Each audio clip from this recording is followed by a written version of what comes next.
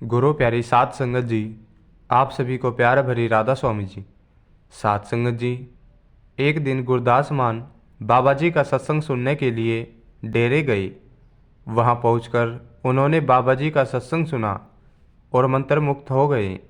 सत्संग खत्म होने के बाद जैसे ही वह सत्संग पंडाल से बाहर निकले, उन्हें बहुत सारी संगत इकट्ठे होते हुए देखी।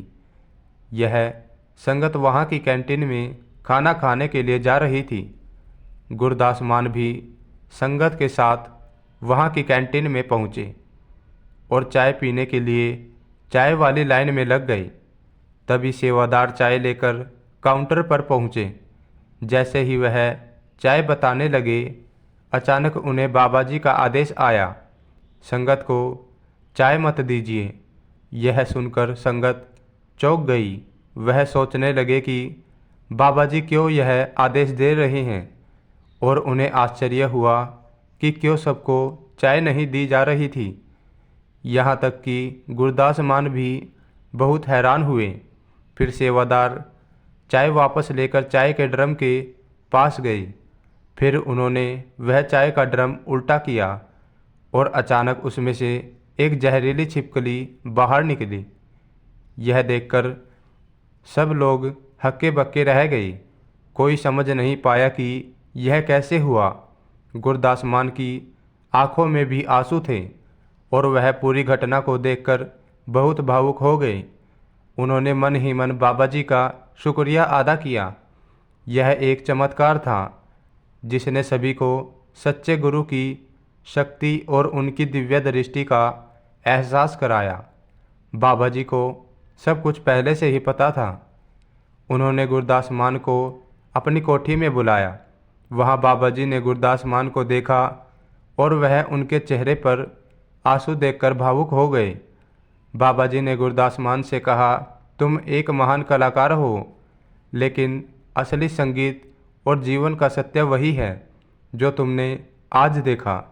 सच्चे गुरु की दया से ही हम अपने जीवन में सही दिशा पा सकते हैं। गुरदास मान ने सिर झुका लिया और उनके दिल में गुरु के प्रति और भी गहरी श्रद्धा पैदा हो गई। बाबा जी ने उन्हें यह भी समझाया कि हमें कभी भी बाहरी दुनिया से ज़्यादा अपनी अंतर आत्मा की सुननी चाहिए। अगर हमारी आस्था सच्ची होती है तो हमारी हर गलती का समाधान खुद गुरु के पास होता है। यह घटना गुरदास मान के जीवन का एक अहम मोड़ बन गई। उन्होंने न केवल बाबा जी के प्रति अपनी श्रद्धा को बढ़ाया, बल्कि इस कहानी के माध्यम से यह संदेश भी दिया कि गुरु की कृपा से हम अपनी गलतियों से सीखते हैं और आध्यात्मिक मार्ग पर आगे बढ़ते हैं। इस अद्भुत साक्षात्कार ने उन्हें जीवन की सच्ची समझ दी और उनकी आत्मा को शांति और आशीर्वाद से भर दिया। साथ संगत जी, यह कहानी काल्पनिक जरूर है, लेकिन इस कहानी से हमें यह सीखने को मिलता है, गुरु के आदेश को समझकर और उनकी दिव्य शक्ति को महसूस करके हमें जीवन में सही दिशा की प्राप्ति होती है। जो गुरु का आशीर्वाद प्राप्त करता है, उसकी जीवन यात्रा में कोई भी कष्ट या बाधा नहीं रहती, क्योंकि गुरु अपनी संगत के हर कदम में साथ होते हैं और गुरु के रास्ते पर चलकर ही हम सच्चे सुख और शांति को पा सकते हैं। साथ संगत जी, मैं आपको एक साखी और सुनाऊंगा जी। आज की साखी अम्बाला में रहने वाले एक सत्संगी परिवार की साखी है जी। जब एक बार बाबा जी ने इस परिवार के एक सदस्य को, जो कि सेवादार था, उसको धक्का मार दिया था। आज के इस वीडियो में आप जानेंगे कि बाबा जी ने क्यों अपने सेवादार को धक्का मार दिया। बाबा जी ने आज तक किसी से ऊंची आवाज़ में बात तक नहीं की, लेकिन यह वजह जानकर आप हैरान रह जाएंगे कि बाबा जी ने ऐसा क्यों किया। चलिए बाबा जी की यह प्यारी सी साखी शुरू करते हैं जी। साथ संगत जी, एक सत्संगी परिवार था जो कि अम्बाला में रहता था और यह परिवार डेरे में और अपने शहर के सत्संग घर में अक्सर जाया करता था और वहाँ सेवा भी बहुत किया करते थे। इस परिवार का एक बेटा था जो कि उस समय कॉलेज में पढ़ाई किया करता था। यह लड़का गलत संगत में पड़ता जा रहा था और इसके संगी साथी भी गलत किस्म के लड़के थे। साथ संगत जी, वह कहते हैं ना, जैसी संगत वैसी रंगत। और जवानी के इस पड़ाव में तो वैसे भी संगत का असर बहुत जल्दी होता है। और इस उम्र में अक्सर बच्चे जितना अपने दोस्त के करीब रहते हैं उतना अपने माँ बाप के करीब भी नहीं रहते। हर बात दोस्तों से शेयर करते हैं। तो इस लड़के की संगत गलत थी जिसका इस पर भी प्रभाव पड़ रहा था। एक सत्संगी परिवार से होने के बावजूद यह लड़का गलत आदतें सीख रहा था। एक बार इसके कॉलेज के दोस्तों ने ऋषिकेश घूमने का प्रोग्राम बनाया और इस लड़के से भी पूछा कि हम सब मेरे पापा की कार लेकर ऋषिकेश घूमने जा रहे हैं, तू भी हमारे साथ चल। तो यह लड़का कहने लगा कि मैं अपने पापा से पूछ लेता हूँ और उसके बाद मैं भी चलूँगा। तो घर पहुंचकर वह अपने पिता से बात करता है। तो उसके पिता कहते हैं कि बेटा, तुझे तो पता है कि हमने सहारनपुर सत्संग घर सेवा पर जाना है। तो लड़का जिद करने लगता है कि सहारनपुर ऋषिकेश के रास्ते में ही पड़ता है, मैं वापसी में वहीं उतर जाऊंगा और फिर वहां से सेवा करके आपके साथ ही घर वापस लौट आऊँगा। तो यह सुझाव इसके पिता मान जाते हैं। यह सुनकर लड़का खुश हो जाता है और अगले दिन अपने दोस्त को बता देता है कि मैं भी साथ चलूँगा।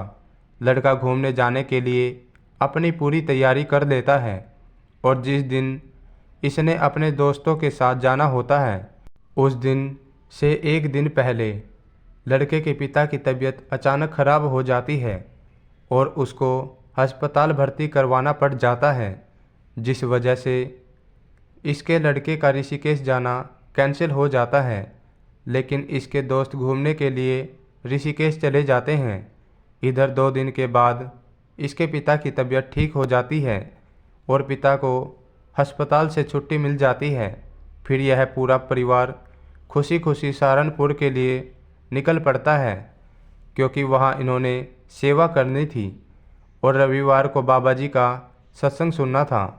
और जब यह परिवार सत्संग घर पहुँचता है तो वहाँ इन सब की सेवा लगा दी जाती है और इस लड़के की सेवा बहुत दूर अलग से एक गेट पर लगा दी जाती है। और इधर इस लड़के के दोस्त ऋषिकेश से घूमकर वापस घर के लिए निकल चुके होते हैं और रास्ते में उन्हें याद आता है कि वह सत्संगी लड़का भी तो फ़ोन पर कह रहा था कि पापा की तबीयत ठीक हो गई है और हम सहारनपुर सत्संग पर जा रहे हैं। तो इसके दोस्त रास्ते में सोचने लगते हैं कि सहारनपुर तो रास्ते में ही पड़ता है, हम सहारनपुर से उसको भी साथ अपनी गाड़ी में बिठा लेंगे। कम से कम सहारनपुर से अपने घर तक तो वह भी हमारे साथ रास्ते में मौज मस्ती कर लेगा। तो जब वह सब सहारनपुर पहुंचते हैं तो गाड़ी को सत्संग घर की ओर मोड़ देते हैं और वहां पहुंचकर उस लड़के को ढूंढने लगते हैं। लेकिन यह लड़का उन्हें कहीं नहीं मिलता क्योंकि उसकी ड्यूटी बिल्कुल अलग से और बहुत दूर लगाई गई थी। फिर दोस्तों की नज़र लड़के के माँ बाप पर पड़ जाती है तो वह माँ बाप से जाकर पूछते हैं कि वह कहाँ है। तो उसके माँ बाप बताते हैं कि उसकी ड्यूटी तो बहुत दूर लगाई गई है। यह सुनकर लड़के सोचते हैं कि अब हम कहाँ कहाँ उसको ढूंढते रहेंगे। तो यह सोचकर वह सब अपनी गाड़ी में बैठते हैं और वहाँ से चले जाते हैं। और इसके कुछ देर बाद सत्संग घर में बाबा जी पहुँच जाते हैं।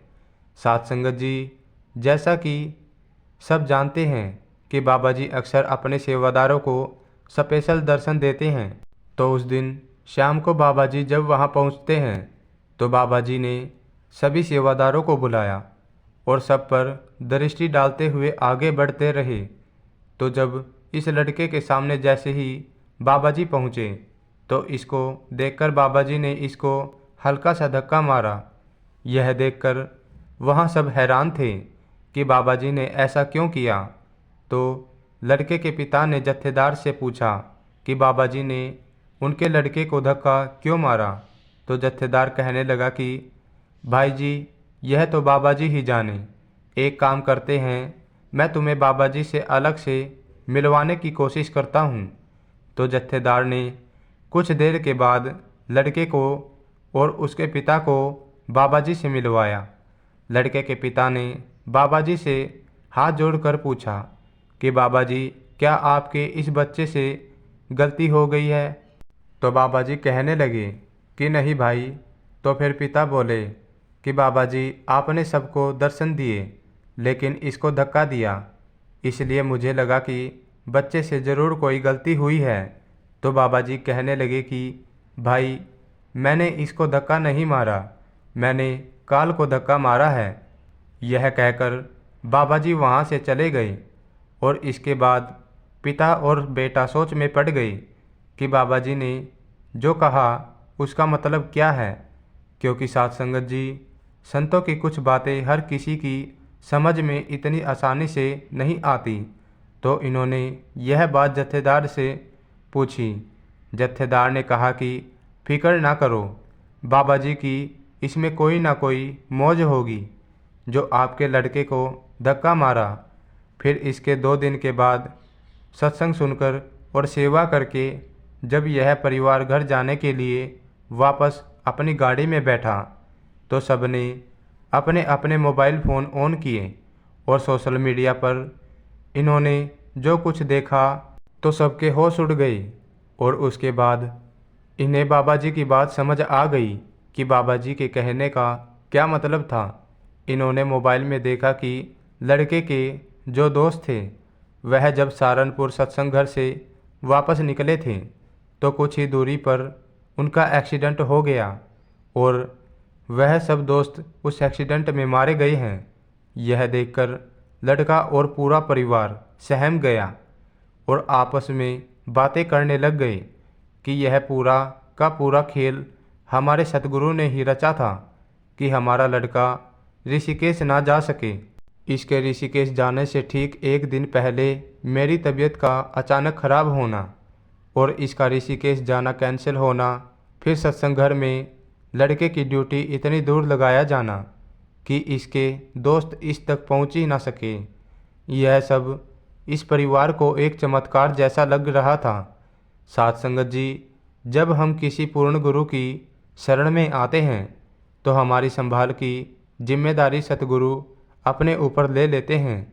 सतगुरु के खेल निराले होते हैं जो हमें कभी कभी समझ नहीं आते। हमें तो बस सतगुरु के हुक्म में रहकर चलना चाहिए और सतगुरु पर पूरा विश्वास करना चाहिए। साध संगत जी, आशा करता हूँ आपको वीडियो अच्छी लगी होगी। कमेंट में ज़रूर बताना गुरदास मान वाली कहानी और यह साखी आपको कैसी लगी। तो मैं आपसे विदा लेता हूँ। कमेंट में राधा स्वामी लिखना मत भूलना जी। राधा स्वामी जी।